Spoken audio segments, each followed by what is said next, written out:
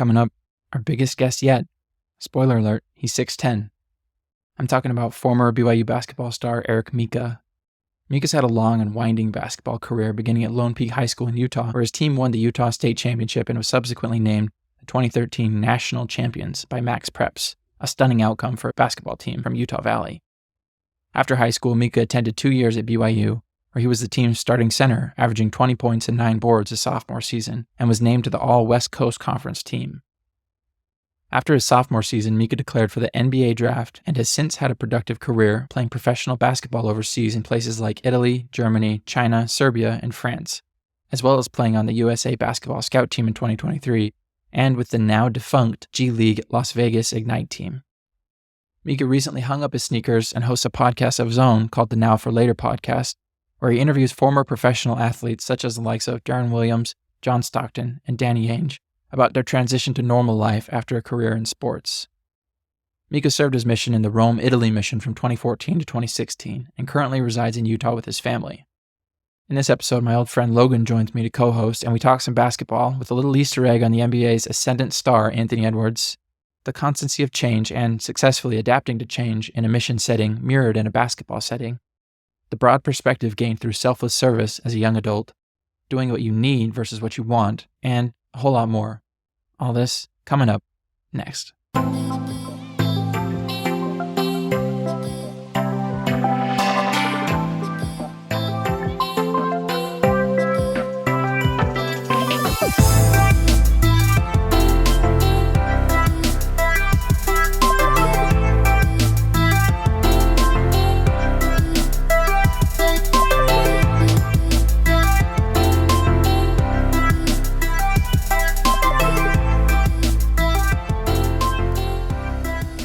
It is also weird how strangely intertwined your life becomes the older you get with people. And we just got randomly connected on LinkedIn, right? Because we both have a podcast. And so we should have that in common.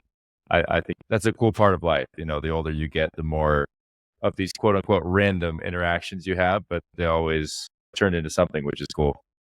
Well, that's what's funny too about our Utah culture and our Mormon culture is like, everybody's so interconnected anyway that even if you don't know somebody, you feel like you know somebody. It's just such a weird, if you meet somebody, you probably did this in your basketball journeys. You meet somebody across the country and you're like, oh, you remember, do you know so-and-so? And you almost always find a touch point or two or three. It's just funny. Yeah. Yeah. Well, I mean, like so much of your life and your habits and your routine, your schedules and like your big life happenings, like a mission, for example, you have in common, which is so distinct from any other random person that you run into. So it's like 65% of your DNA is already the same. So you feel like you know them. Yeah, exactly. It's such a funny thing. Well, we'll get started here. Logan, if you want to go ahead. Cool. Yeah, just like we were talking a little bit there about those high school days. What was it like on that high school team? Because you guys, was that your senior year, the 2012, 2013? Yep. Senior year. Yeah, I was going to say, you guys were stacked and you were ranked number 1 in the country at one point. Just what was that like? That was fun. I think I always tell people, to me, it wasn't crazy. It wasn't different. Nothing seemed out of the ordinary. Like we knew what we were doing was quote unquote special because we were being told that it was special, that this has never been done and we have a chance to make history. But to us, we're just hooping. And I think that's why it was such a special year, is because none of us worried. I mean, you said we're stacked. For Utah high school standards, we were stacked. You know, we had 5 or 6 Division I athletes in the rotation. And that was a big thing back then. It's probably a little bit more normal now across the board in all high schools. But it's not like we had guys going one and done the next year. We didn't have McDonald's All-Americans, although I felt like I should have been one. But you dunked really like good high school maybe. players. Yeah, right.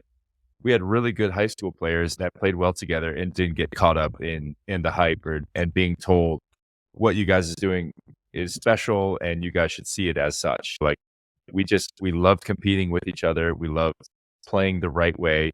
And we legitimately did not care who had the good night, the special night, the scoring night. It was one guy won one night and the very next night it was another guy. Everyone was always ready and everyone was equally ready to cheer on their teammate when it wasn't their night and it was their teammate's night. So that's what made it so special, because you're talking about kids that are 16, 17, 18 years old buying into that. It made a lot of fun and it created some lifelong relationships that I'll never take for granted. Well, it seems like you guys like got it. So Logan and I played baseball. We played for Riverton and we were pretty good. But man, our whole team was just a bunch of basket cases, like mental head cases. Like we had talent, but we couldn't do it, And for you guys to have the skill level that you did have, but then like you said, you didn't really buy into the hype, didn't throw you off the ultimate goal. It's pretty impressive. I think that's why we looked at it and we thought, man, these guys are going to Florida tournaments. They're playing with the best of the best in the country. And actually, they're not losing their crap. Like they're competing, they're doing good. And so that's why it was like a big deal to us watching from the sidelines, rooting on our fellow Utahns. Right. No, and that is why I'm always, anytime anyone asks about this team, I'm quick to give so much credit to Quincy Lewis because he was on us. Like we had this mentality, I don't want to say beaten into us, but it was beaten into us. Like we are not above the team. We're never too high, never too low. I literally said this to someone within the last week or two.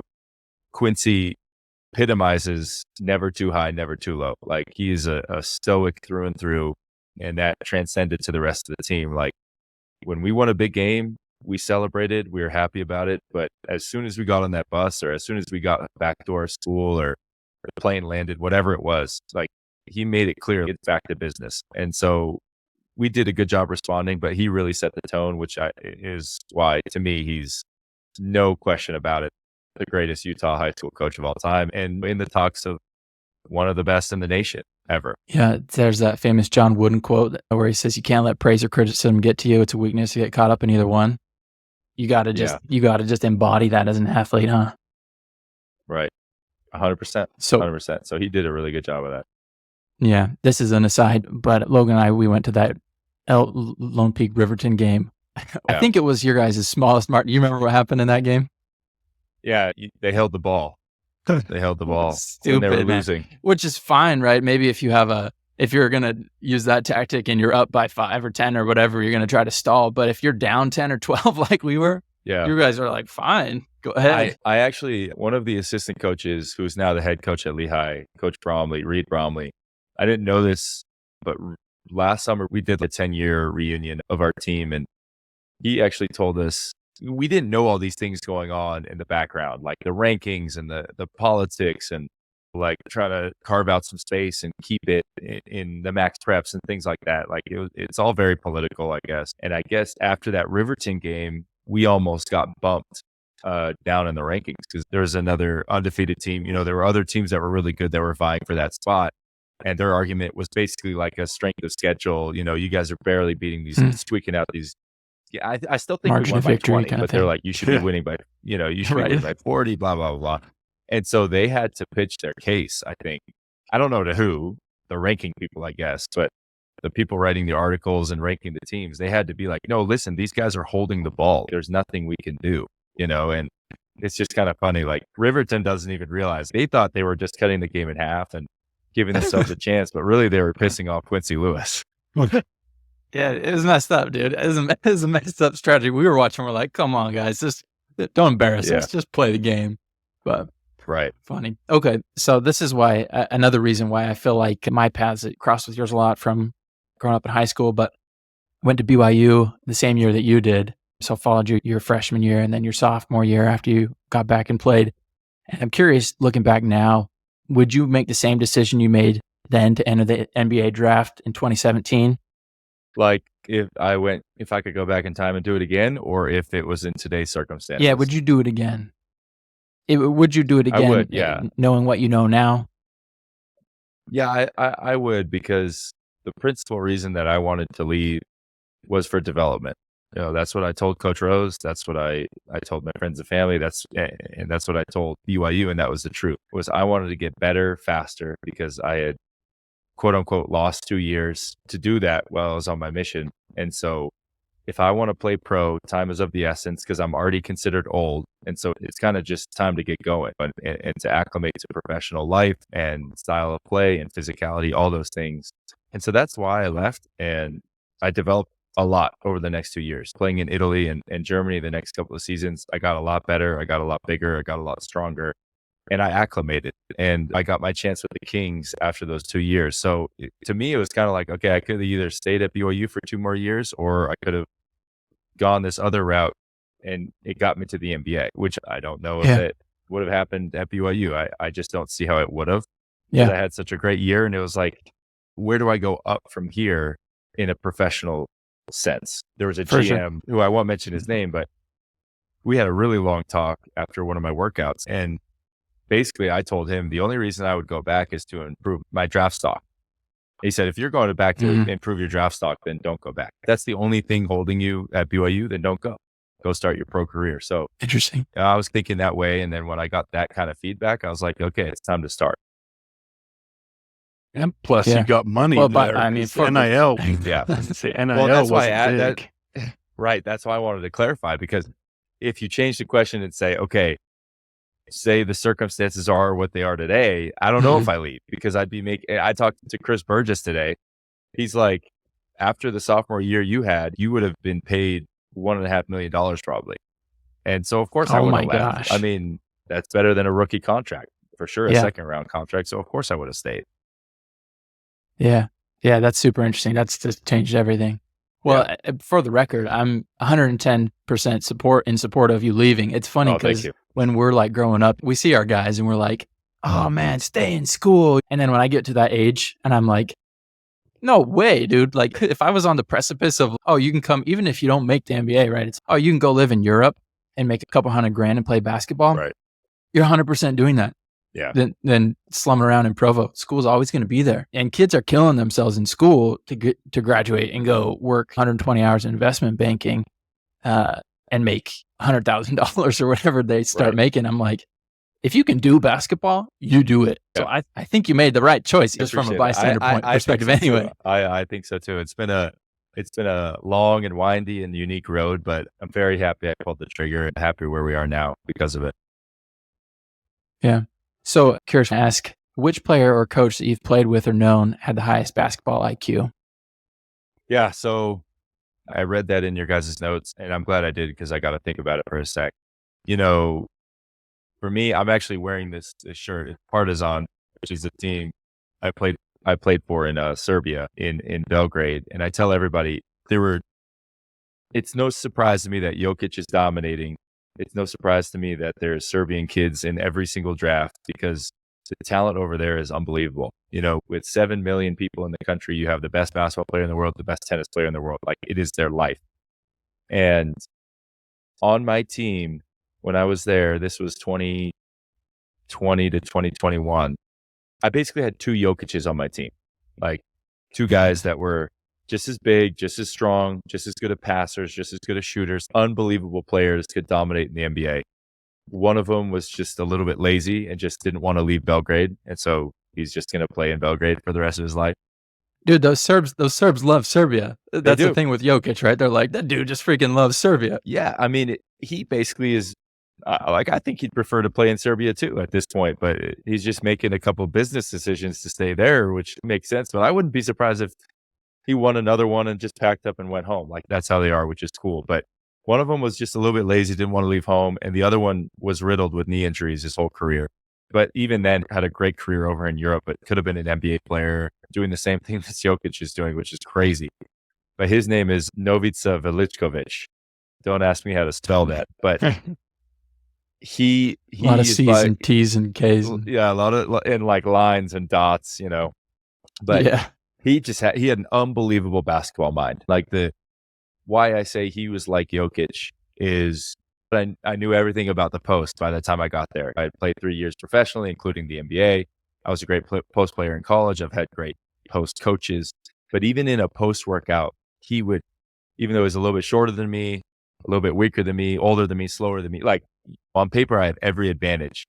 And he would just take me to school every single day. Like, he just knew all these tiny little intricacies about how to read my body, how to get me to commit and overreact. And that was just the post. He also saw plays develop before anyone else. And you'd be sprinting rim to rim, and all of a sudden you'd look behind to see where the ball was, and it was landing in your hands. So that kind of, like, he just anticipated really well. And it played under really good coaches and really great programs in Europe, and just soaked it all up. It was just injuries that kept him from playing at the highest level for a long time. Man, it's a really fascinating answer because it's not what you'd expect. Like you said, you played with guys in the NBA. You played with number 3 draft picks. You played with coaches. And to hear whatever Veličković over in Serbia as the highest IQ, it's pretty cool. I know. Great. I mean, it just speaks to how good the level of basketball is in the world, Yeah, well, we'll see how well they do this summer in the Olympics and see how well the U.S. Come on, man. There's no question. They're going to dominate. Look, man. The U.S., you mean? Yeah. Oh, yeah. They better, but you see the freaking Canada and some of these other teams like France and these guys that have some legitimate guys. You're like, they're better than ever. I think the gap is closing a little bit.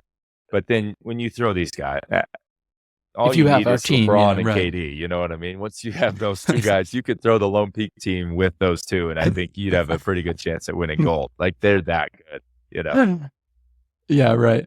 The Lone Peak team plus Ant, right? Put Ant on that team and you'd be looking pretty good. Ant last summer when I was with Team USA blew me away. I knew that he was going to dominate the league this year after what I saw in practices. Like, I couldn't believe it. Jaw dropping. And mentality, is he just a killer? Killer. Like, everything he does, it's like Jordan, in the Last Dance documentary. Everything he does is a competition. Like, there's nothing casual. There's nothing friendly. He's joking all the time. He's very charismatic, but it doesn't matter if the bigs are doing a workout. I'm doing a workout with Walker Kessler and Bobby Portis and Jaren Jackson, and Anthony's wing group is already finished with their workout. He wants to jump in with the bigs and make it a competition. Oh, you guys are doing post work or you're doing trail threes? Like, okay, well, I'm going to do it too. Like, he wanted to be the last one on the court and he wanted to beat everyone at everything. It was awesome. Yeah, he's a bad dude, man. He's a bad dude. He's wired differently, huh? Yeah. Yeah. Interesting. So I was going to ask about your experiences playing in the U.S. versus playing abroad, but I'll actually just direct people to your podcast, your most recent podcast, because you talked about Serbia, especially playing and how those fans are just crazy. So we don't need to go into that here, but it sounds like it was a totally different experience. Yeah, very different. It's because they model everything after soccer. Like, that is their NBA. Or I guess it's more like NFL because the NFL is probably the biggest here, but everything is modeled after that. And so what fans know from soccer is the passion, is the chants, is the fireworks in the stands, like all that stuff. They just mimic it and they bring it to basketball and it makes it a really fun environment. Even different than college, huh? Oh yeah. I mean, college is cool. I had some mean student sections and some loud student sections I played against. And obviously the Marriott Center is second to none in a lot of those aspects. But you go into some of these stadiums and you're almost fearing for your life. That's the kind of energy that there is in these stands. So it's a little bit different from college. Yeah, that's awesome. So cool. You lived all around the world, played basketball all around the world. Do you have a favorite place that you lived and played basketball? We liked them all, honestly, for all different reasons. When we were in Italy, we loved it because both my wife and I served missions in Italy. So we got to use the language and we were used to the culture. When I was in Germany, it was super, super pretty. And I was really close with my team. And I have German roots. My grandmother's from Germany. So it's kind of cool going back there. Two of my brothers and my dad speak German. So it was fun being in that region. Then Serbia was an awesome city, great food, great downtown. People were very, very nice, very welcoming. And then France, beautiful. We were super close to Lyon. We got to travel a ton. My son was born there. So like we were lucky. We were in great spots with great organizations. So, I mean, no bitter taste from experience and that we got a taste of. Like, we just loved it everywhere we went. It's so cool, man, that you're our age, 29 or 30, whatever, and you've got to do a lot of cool things and lived in a lot of cool places. So you're in whatever phase 2 of your professional journey now, but phase 1 was pretty cool. Phase 1 was pretty cool. Yeah. It leaves me with a lot of considerations now to try and figure out what is phase 2. But that's the beauty of it too, is we took advantage of our time getting to know these different people and cultures and traveling. And I think it built a real skill set and a real confidence that, it would have been useful if I was trying to be an investment banker, being in investment banking for 7 years, but I wasn't. I was picking up on other skills that hopefully help me get to where I want to, but nonetheless, awesome experience. So going into mission stuff a little bit, being highly touted, I'm sure you were some kind of awards your senior year in high school, and then you were freshman, something West Coast Conference. I don't know if we were in West Coast, whatever then. You had a lot of accolades, right? Mm-hmm. Was there any question for you that if you were going to go on a mission or not, or was there a moment or decision that actually led to, okay, I'm gonna do it, or how did that play out? Yeah, there were a lot of question marks. I remember my senior year, and it wasn't even because of basketball, because basketball was kind of a late bloomer in my life. I didn't really gravitate toward it. I didn't make it my identity for a long time until it took it seriously at Lone Peak. But I just didn't want to go, is the flat out answer. I remember emailing my brother. He was in Ukraine on his mission. This was my senior year, so it would have been about 2012. Maybe it was the spring, so 2013. And I just emailed him, was like, hey, I think what you're doing is cool, but I'm just not going to do it. It's just not for me.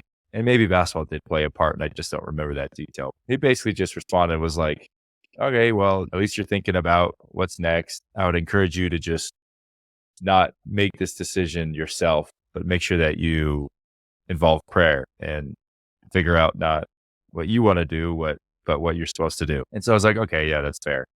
I think going to BYU I don't think it was the reason I ended up going, because I was roommates with my brother who had just got home from his mission. And then on the team, I don't know how many return missionaries there were, but they were all right in that age. They had gotten home in the last year, 2 years, maybe 3 years ago, but more than likely all of them were a year or two ago.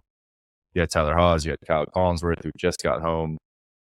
You had Nate Austin, you had Josh Sharp, you had Andrew Johnston, who was a walk-on. I know I'm forgetting people. We had at least one or two more. And just being surrounded by those guys and my brother, and just hearing the impact that it had on their lives and the perspective that it gave them for the rest of their lives moving forward, I slowly gave in.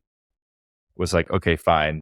I'll pray about it. Fine. I'll try and see what I'm supposed to do, not what I want to do. And yeah, I just had a couple moments where it was clear, like, this is what I needed to do. And doesn't matter how basketball is going. Doesn't matter how I felt 6 months ago. And it didn't matter where I was spiritually, because I wasn't anywhere that you would hope a training missionary would be, but I knew I needed to go. Good for you, man. You're a stronger man than I am, because I don't know that if I'd been in your shoes, I'd have been able to do that. It's hard. It's a hard decision to make, and it's a lot harder if you're having a lot of success, before that. Yeah, I've heard that before, and I just think it's hard for everybody, because it's a hard thing to do. Like 2 years is a long time, and not seeing your family is really, really hard. And more importantly, worrying about other people for 2 years is almost impossible as an 18, 19-year-old. And so it's hard for everybody, but that's what makes it worth it. Nothing worth doing is easy. Yeah. So give us some context into your mission where you serve. Give us just a little bit of background on the people and the area. Yeah. So it was the Rome mission, which is the southern half of Italy. Basically, Rome is about as north as you could go in our mission. I was outside of Rome for a little less than half of the mission. I was never actually in Rome. So I was a couple hours away for a big chunk. And then I was most of it down in Sicily. The ball, the boot is Italy and it's kicking the ball. That's Sicily. And so I was there for a long, long time. And the people are amazing. Very Catholic, Catholic because their families have been Catholic since the day you could be a Catholic. Since 2,000 years ago. Yeah, since Catholicism came to the region, that's been in their family line. So it was hard explaining and getting any kind of a distinction across to them. You teach this, what you felt like a flawless lesson on the restoration, and you hit all the points that you've been training for, and you and your companion are just nailing the handoffs. Everything's going perfect. And then you get to the end and they go, okay, so you're the same as us. Like, that's great. Right. Which also just speaks to how friendly they are. They want to find any common ground to be friends with anyone. We made so many friends. It was so easy to make friends and to get into doors and get invited to go eat. And it was awesome. They're like truly the happiest and most welcoming people on earth. But as far as proselyting, it was tough. Imagine being 6'9", 6'10", helped to at least draw some more eyes towards you, huh? Yeah, I tell everybody this. I had an Italian companion at one point in Sicily, and it's like in Italy, the farther south you go, the shorter the people. But there were some really small people in Sicily, and they'd come up to me and talk to my companion. They wouldn't even look at me. They would almost ask, they'd be like petting me on my shoulder, like I'm some horse, like a show horse. Yeah. And they'd talk to my Feed you a companion. carrot out of their palm, you No, know? really. They'd be like, so what is this? What kind of breed? Where'd you get him? You know? And then I would speak, and it was like a horse was talking to them because they couldn't believe that like, this big, tall, blonde guy who they thought was German spoke Italian. So that was always fun. And of course, it opened doors because they were like, why the heck are you here? Why would you skip playing basketball? And I was able to show them pictures and highlights and all that fun stuff and connect on that level because that's what I had. Yeah. So that actually brings up an interesting point that I wanted to ask is because you're thrown into a culture, there are several different types of cultures on the mission. There's a mission culture itself. There's the culture of the area and there's people and everything. Because you're thrown into that and you're just forced to adapt and figure it out, you really do learn to survive and learn to adapt. And I think that's probably been a really useful skill that you've had throughout your athletic career because being thrown into a team and trying to understand the dynamics of a team and a companionship and, you know, your pick and roll partner, that whole thing, I feel like that would be a pretty useful boot camp for that. So I don't know if you would agree with that or have anything else. I mean, I had never thought about that, but just while you're talking, I'm like, two things that have been consistent the last 7 years as a pro is we move around a lot and I'm introduced to a lot of teammates constantly. So it's like, that's what you do as a missionary. You might be somewhere for 6 weeks, you might be somewhere for 6 months, but you got to be ready to pack up quick and not in a cold way, cut all ties, but just be able to go. And that's been my wife and my lifestyle the last 7 years is every 5, 6, 7, 8, 9 at max 9 months, like we're moving and we're making new routes, we're building new routines and finding new communities. And so the mission definitely helped with that. And then, like I said, the one-on-one interaction, I mean, my companions were as different as they come. 1 through, I think I had 11. 1 through 11 were so different from one another. And the teammates I've had dozens of them. None of them are the same. Like they might have friends in common or be from the same region in the States or in Europe or wherever, but every single one of them was different. So finding a way to care about somebody that's working towards a goal that you're working towards and learn real empathy and become friends with somebody that normally you never become friends with is a big skill to have when you're trying to be on a winning team. I was just thinking, what if they did like post-transfer interviews, like post-game interviews, and they're like, oh, what do you think? You know, you could be moved out of whatever. And they're like, look, I get it. It's a business. Like president had to do what's best for the area. That's very funny. So tell me about your companion. He was really seeing, oh yeah, that guy's just freaking the worst. Your chance to he's awful. Your chance to throw him under the bus. Yeah, right.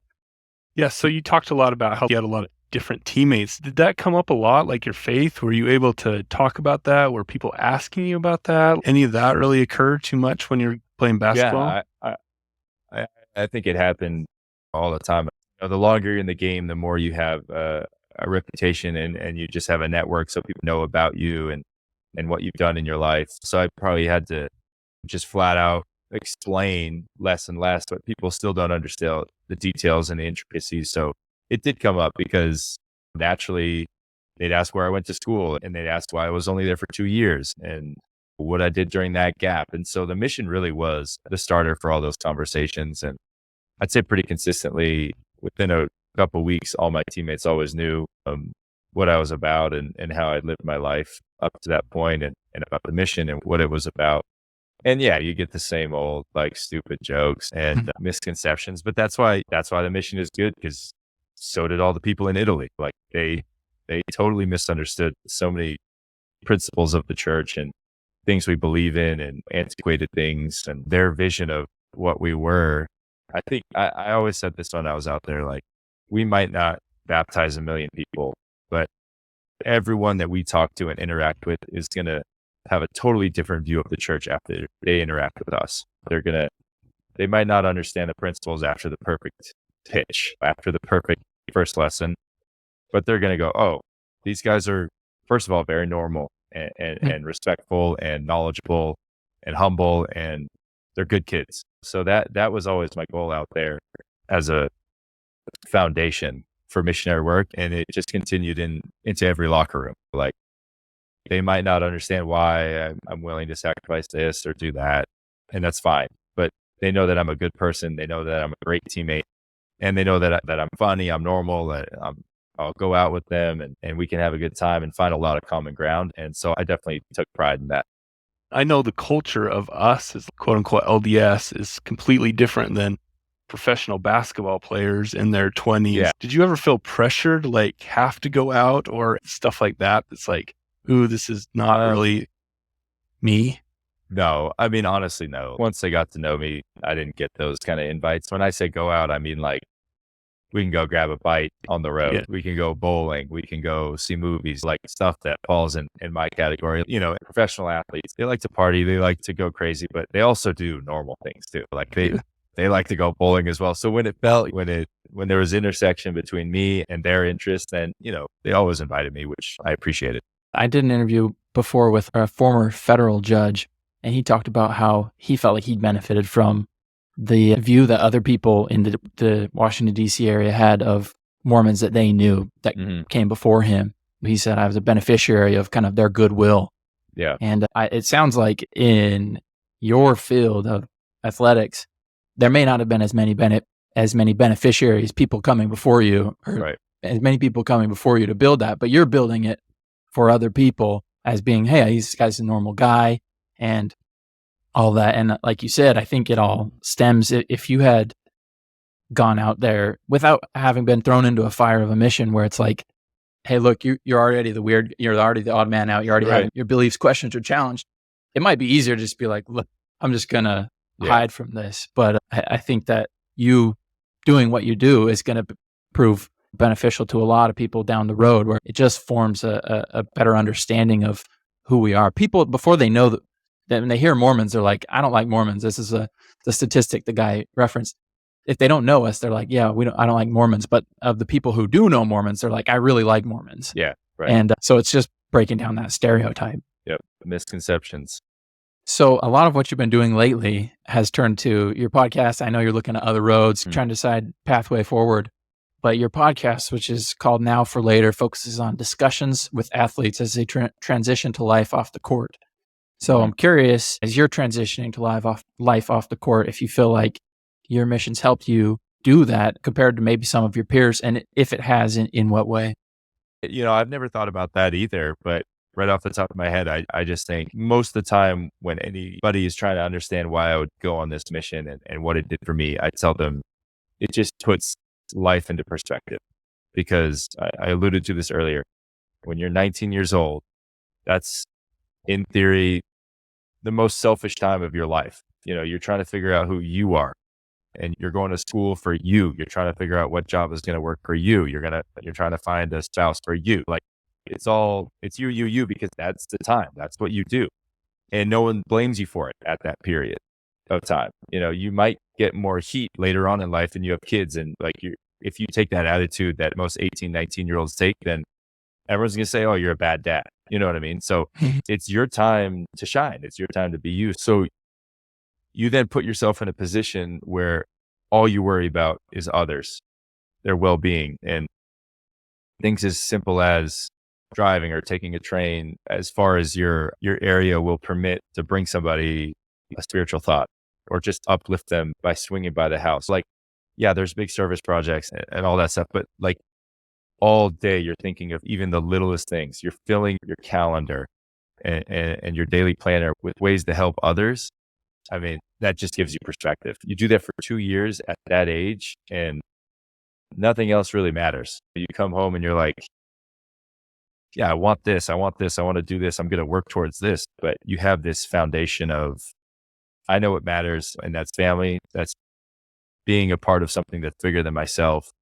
That's serving others. That's being grateful. That's all these things. So I've never really thought about it, but yeah, 100%. I think I just have perspective. Like even my older teammates, even my coaches, a lot of the time that I've had in the last 7 years, I think I have a certain maturity about me that's way beyond their years, even because I went on the mission and because I got this perspective. Yeah, I agree. I mean, you see the world from a broader lens, right? And that just influences every fiber of who you are and what you do. So I think that's a great answer. Okay, we're almost done here. Final couple of questions that I like to just ask, kind of standard questions. Logan, if you want to ask the first one. Yeah. How did you feel like your mission benefited you in your like basketball career? Is there something that like stuck out? I know you talked about perspective and like being less selfish and stuff like that, but is there anything else that Yeah, really? it definitely helps. That sticks out. I think goal setting and goal attaining. Like, you guys know a big part of your mission is every month, every week, every day, every hour is scheduled, and it's also in conjunction with your goals. So it's like you're being taught how to execute, vision and how to execute what you want after you let it be known what you want. You're writing it down, you're getting it done. And so I think I had all the pieces, I had all the tools as a freshman. I had a great year, but there was so much room for growth. And yes, I got bigger and stronger. I got more of my man's body when I was on my mission, sure, but physically you're at a loss when you come home. But the mental fortitude that you gain from the repetition of learning to execute and set goals and go and get them, breaking them down into even hours or 15-minute segments of your day. I came home and I knew exactly what I needed to do to get better and to get into shape and to be ready for the season and absolutely crush it. And I wrote it down and I went and did it. It was like I was still in missionary mode, and that 100% came from the mission. The last question for you is, what piece of advice would you give a kid, a teenager who's either questioning going on a mission themselves at this point or is planning to go but isn't sure how to prepare to have a good mission? What kind of advice would you give from your shoes? Oof. Yeah, that's a good one. I would steal my brother's advice. It doesn't really matter what you want in life, like mission or not. I'm finding it now transitioning. Like, I don't want to stop playing basketball, but life happens and there is a path for you. So it's not about what you want. It's about what you need. And I think everyone needs to go on a mission to experience what I experienced and to gain that perspective. So whatever you need to do to figure out what you're supposed to do and what you need versus what you want, then do it. That's a perfect answer. Okay, man. Well, it's been great to meet you. Like I said, awesome. it's funny because awesome. I feel like I've known you for 12 years, just following you and following your journey. It's just a funny thing to finally meet you. But and I don't know if I meant to mention this, but I think we went into the MTC on the same day. You're a hard guy to miss. I May think 14th, I saw it. May 14th, 2014. Yeah. That was So oh man, almost 10 years now. 10 years coming up from today. Yeah, it's crazy, awesome. Huh? Very cool. Anyway, yeah, it's awesome to meet you. You're a good dude. You're very humble. You're very generous with your time. So thank you very much. No, thank you guys. This is a lot of fun. Great to meet you officially. I'm sure that windy path, I'm sure they'll cross again. So it's always nice to put a face to a LinkedIn profile. Yeah, definitely. All right, man. Appreciate it. Have a good one. Okay. Yeah. Thank you guys.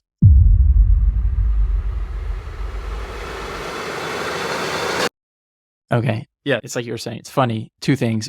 One is, like I said it a few times, it feels like I know him just because, again, I followed his journey for a lot of years. And it's like, oh yeah, Mika, like you hear where he's playing or whatever. So it's really cool to actually meet him in person and kind of what you expect. He's just a really super nice guy. And I thought he had some really great answers.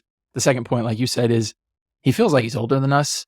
Like he's got that level of maturity to him where I think that's a lot to do with who he is and what he's done in his life and career. But I think there's aspects of that come from having served a mission and gained that little bit of extra kind of gravity to him, a little bit of perspective. So interesting.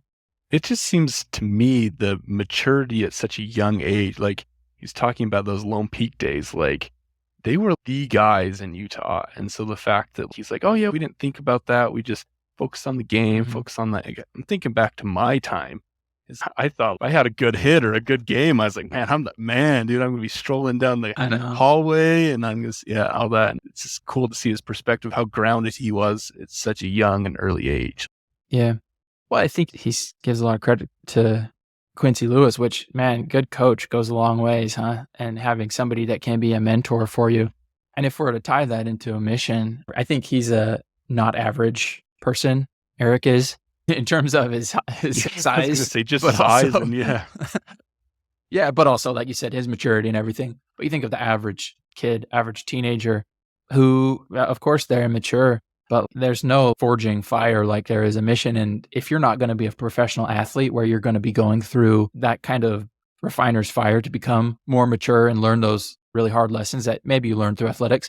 But if you don't have that, a mission is like the best thing that you can do for yourself. Otherwise, you may never come to those kinds of lessons and might not meet the kind of people like a mission president or somebody who can then be an example or mentor for you off which to build the rest of your life. Yeah.